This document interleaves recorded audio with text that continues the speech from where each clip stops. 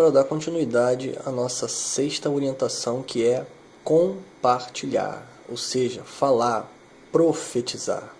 Profetizar não é só prever o futuro como alguns imaginam, mas profetizar é aquilo que Deus te deu, aquilo que Deus falou contigo, sobre até mesmo a sua pessoa, aquilo que o Senhor te iluminou, e aí você pode ajudar outros que possam estar na mesma situação que você com a sua experiência. Isso é profetizar.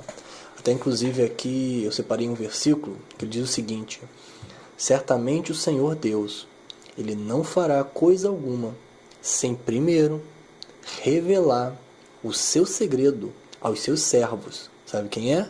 Os profetas. Rugiu o leão, quem não temerá?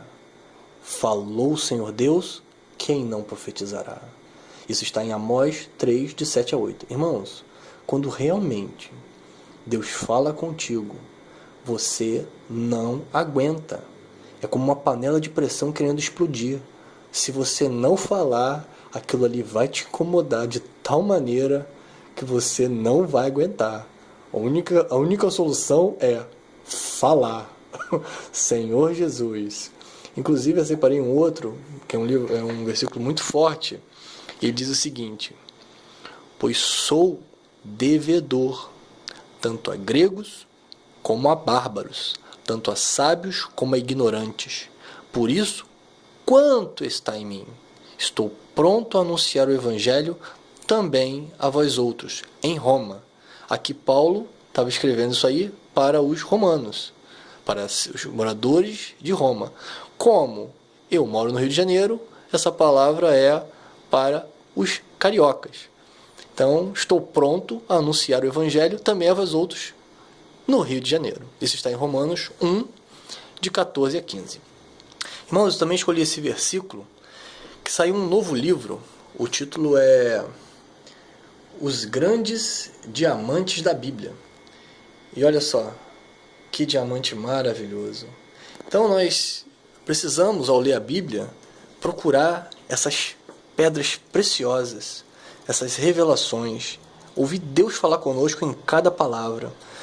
Inclusive esse versículo que eu acabei de ler de Romanos, tem uma parte aqui muito interessante. Olha o título desse versículo aqui. Fala o seguinte: os cristãos devem ao mundo inteiro. Irmão, se você é um cristão, você está com uma dívida, e uma dívida grande, porque é para o mundo inteiro.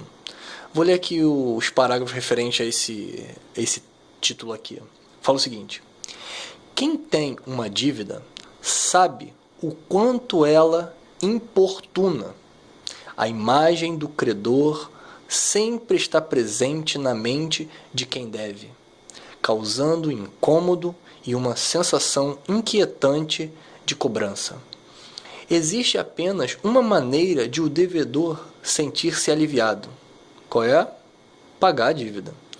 Depois que o apóstolo Paulo foi alcançado pelo Evangelho, ele se tornou um devedor dos homens. Como a gente leu esse versículo, pois sou devedor tanto a gregos como a bárbaros, tanto a sábios como a ignorantes. Quem eram seus credores? Eram os gregos, os bárbaros, os sábios e os ignorantes. Era assim que os indivíduos em sua época eram classificados. Ele utilizou essa linguagem porque ela retratava muito bem o quantitativo das pessoas a quem devia. Ou seja, era o mundo inteiro. A história da dívida de Paulo é a história de todos nós, pois, como cristãos, somos devedores dos homens. Nossa dívida abarca homens e mulheres, ricos e pobres, letrados e iletrados. A condição geral das pessoas é de carência de suprimento espiritual, e está em nossas mãos a responsabilidade de mudar essa situação. O evangelho que pregamos leva em seu conteúdo o rico, insondável e maravilhoso Cristo, bem como uma vida com significado e repleta de esperança. A Bíblia diz que todos pecaram e carecem da glória de Deus. É o pagamento da dívida que resolverá essa carência.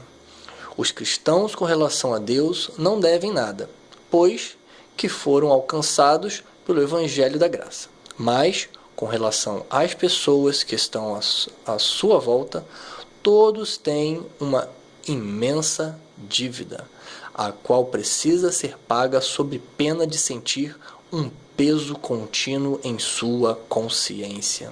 Senhor Jesus, ter esse tipo de dívida é perturbador, porque não existe possibilidade de se esquecer dela, visto que, além de ser grande o número de nossos credores, eles estão por toda parte olhando e rogando para que paguemos a dívida. A sensação de dívida que acompanhava o apóstolo Paulo era tão forte que o livro de Atos diz que, certa vez, à noite, sobreveio a Paulo uma visão na qual um varão macedônio estava em pé e lhe rogava, dizendo: passa a Macedônia e ajuda-nos. Assim que teve a visão, imediatamente procuramos partir para aquele destino, concluindo que Deus nos havia chamado para lhes anunciar o Evangelho. Irmãos, vocês perceberam, depois da leitura desse título, Senhor Jesus? Irmãos, nós somos devedores. Eu estou fazendo esse vídeo porque eu sou um devedor. Eu quero que essas palavras alcancem os filhos de Deus, alcance as pessoas que precisam do Senhor. Então, foi uma maneira que eu achei para estar anunciando também o Evangelho. Senhor Jesus. Por isso, irmãos, vamos cooperar com o Senhor. Vamos realmente ir diante do Senhor para sentir o que Paulo sentiu, essa grande dívida que temos para com todos os que estão ao nosso redor. Familiares, vizinhos, amigos de trabalho, de escola, ou seja, onde quer que nós estejamos, nós temos uma dívida. Isso precisa realmente nos incomodar para nos tirar da passividade, da mornidão e reagirmos. Como? Praticando gradativamente cada palavra do Senhor, principalmente